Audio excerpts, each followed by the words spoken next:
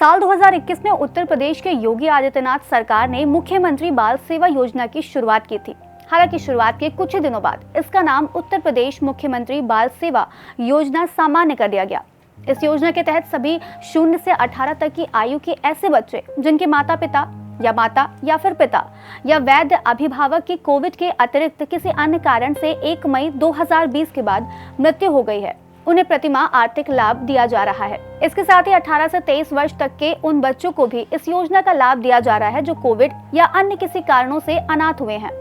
इस योजना की खास बात यह है कि सरकार ने इसमें कक्षा 12 तक की पढ़ाई पूरी करने वाले राजकीय महाविद्यालय, विश्वविद्यालय अथवा तकनीकी संस्थान से स्नातक डिग्री अथवा डिप्लोमा करने वाले छात्रों को भी शामिल किया जा रहा है। इसके अलावा नीट, क्लैट और जेईई जैसे नेशनल व state level competition exam clear करने वाले बच्चे भी इस योजना का लाभ पा रहे हैं। इस योजना का लाभ एक परिवार के अधिकतम 2 बच्चों को मिल रहा है। इस योजना के अंतर्गत पात्रता की श्रेणी में आने वाले परिवार के बच्चों को हर महीने 2500 रुपए की सहायता धनराशि दी जा रही है।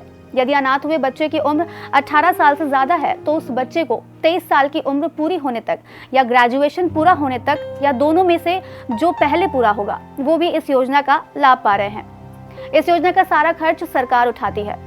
दरअसल आज सरकार की इस योजना पर चर्चा करने के पीछे की वजह है यूपी के बाराबंकी की कुछ महिलाएं। पारिवारिक कलह के कारण बाराबंकी की कई महिलाओं के मामले पारिवारिक न्यायालय में लंबित है।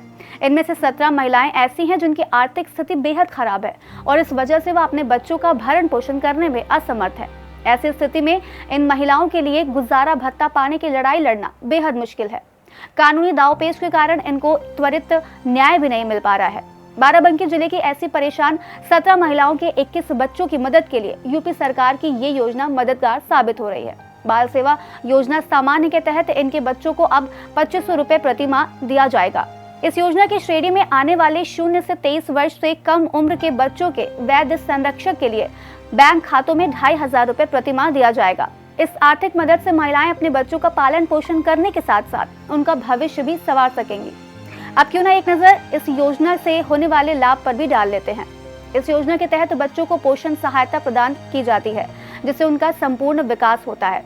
इससे उनकी सही आहार और पोषण की व्यवस्था होती है। बच्चों को नियमित चिकित्सा सेवाएं और वैक्सीनेशन की सुविधा प्रदान की जाती है। इससे उनका स्वास्थ्य सुरक्षित रहता है और उनकी विकास की प्रक्रिया में सुधार होता है। योजना के अंतर्गत बच्चों की शिक्षा सुविधा को प्राथमिकता दी जाती है।